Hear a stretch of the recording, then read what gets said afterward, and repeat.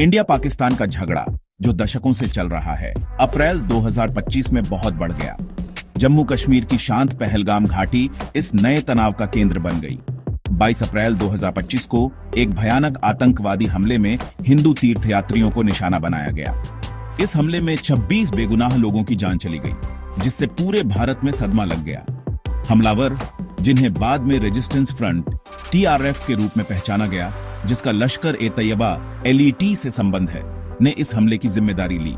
India ने पाकिस्तान पर आतंकवादी समूह का समर्थन करने का आरोप लगाया। पाकिस्तान ने हमले में किसी भी तरह की भागीदारी से इनकार किया, जिससे दोनों देशों के बीच और तनाव बढ़ गया।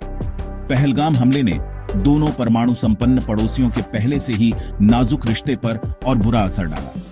इस घटना ने गहरी दुश्मनी और क्षेत्र की अस्थिर प्रकृति की याद दिला दी। इसने पाकिस्तानी धरती से आने वाले आतंकवाद के खतरे को भी उजागर किया, जो दोनों देशों के बीच लंबे समय से विवाद का विषय रहा है। अंतर्राष्ट्रीय समुदाय ने हमले की कड़ी निंदा की और दोनों पक्षों से संयम बरतने और बातचीत करने का आग्रह किया। हालांकि शांति की अपील पर किसी ने ध्यान नहीं दिया और युद्ध के ढोल हर दिन तेज होते गए।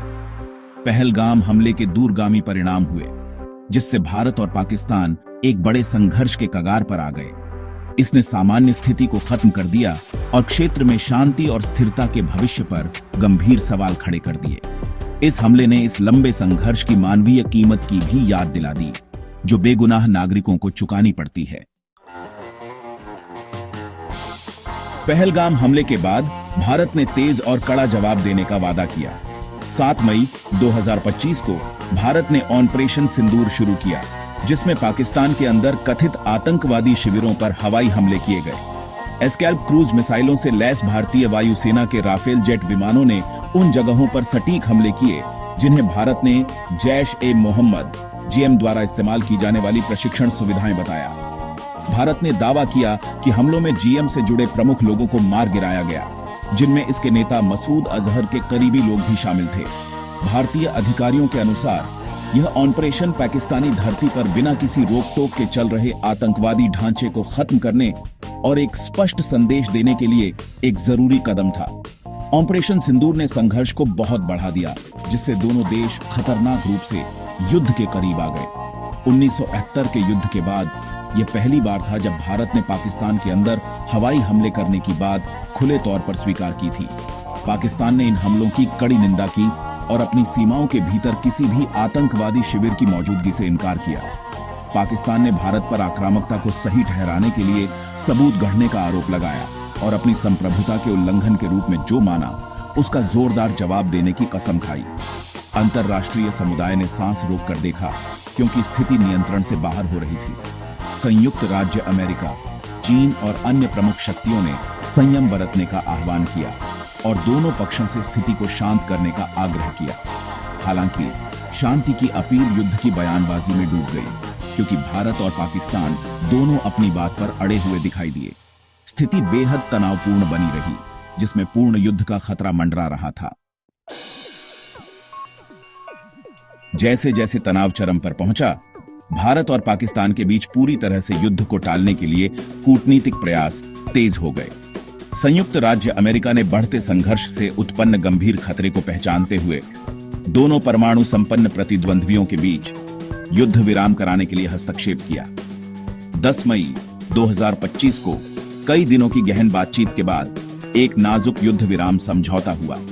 दोनों पक्ष सभी शत्रुता को रोकने और नियंत्रण रेखा LOC पर अपनी अपनी स्थिति में सैनिकों को वापस बुलाने पर सहमत हुए। युद्ध विराम हालांकि एक स्वागत योग्य विकास था, लेकिन उन अंतर्निहित मुद्दों का समाधान करने के लिए बहुत कम किया गया था, जिन्होंने संघर्ष के नवीनतम दौर को हवा दी थी। युद्ध विराम के बावजूद भारत और पाकिस्तान के बीच आरोप प्रत्यारोप जारी रहे। भारत ने दावा किया कि पाकिस्तान ने श्रीनगर और जम्मू कश्मीर के अन्य हिस्सों में नए हमले शुरू करके युद्ध विराम समझौते का उल्लंघन किया है। बदले में पाकिस्तान ने आरोप लगाया कि भारत नियंत्रण रेखा के पार नागरिक आबादी को निशाना बनाकर अकारण गोलाबारी कर रहा है। दोनों सेनाओं के हाई अलर्ट पर रहने से जमीनी स्थिति तनावपूर्ण और अस्थिर बनी रही। कूटनीतिक लड़ाई अंतर्राष्ट्रीय मंच पर भी चली। भारत ने संयुक्त राज्य अमेरिका सहित कई देशों का समर्थन प्राप्त किया, जिसने पहलगाम हमले की निंदा की और पाकिस्तान से अपनी धरती पर आतंकवादी ढांचे को खत्म करने के लिए ठोस कदम उठाने का आह्वान किया। हालांकि पाकिस्तान के करीबी सहयोगी चीन ने दोनों पक्षों से संयम बरतने और बातचीत के जरिए अपने मतभेदों को सुलझाने का आग्रह किया। युद्ध विराम, हालांकि नाजुक था, ने इस उम्मीद की एक किरण जगाई कि एक कूटनीतिक समाधान निकाला जा सकता है। हालांकि शांति का रास्ता चुनौतियों से भरा रहा। मई 2025 का भारत पाकिस्तान संघर्ष हालांकि संक्षिप्त था, लेकिन दोनों देशों के पहले से ही नाजुक रिश्ते पर इसका गहरा प्रभाव पड़ा है। संघर्ष ने गहरी दुश्मनी, अनसुलझे मुद्दों और क्षेत्र में बढ़ते तनाव के हमेशा मौजूद खतरे की याद दिला दी। जबकि युद्ध विराम ने लड़ाई को रोक दिया है, अंतर्निहित तनाव बना हुआ है जो स्थायी शांति की संभावनाओं पर एक लंबी परछाई डाल रहा है।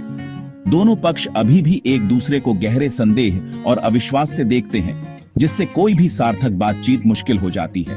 अंतर्राष्ट्रीय समुदाय संघर्ष के शांतिपूर्ण समाधान की आवश्यकता को समझता है। संयुक्त राज्य अमेरिका, चीन और अन्य प्रमुख शक्तियों ने अंतर्निहित मुद्दों, विशेष रूप से कश्मीर विवाद जो संघर्ष के केंद्र में है, को हल करने के लिए बातचीत और कूटनीति का आह्वान किया है। हालांकि एक स्थायी समाधान खोजने के लिए भारत और पाकिस्तान दोनों के रुख में एक महत्वपूर्ण बदलाव की आवश्यकता होगी। एक ऐसा बदलाव जो अविश्वास और दुश्मनी के वर्तमान माहौल में असंभव लगता है।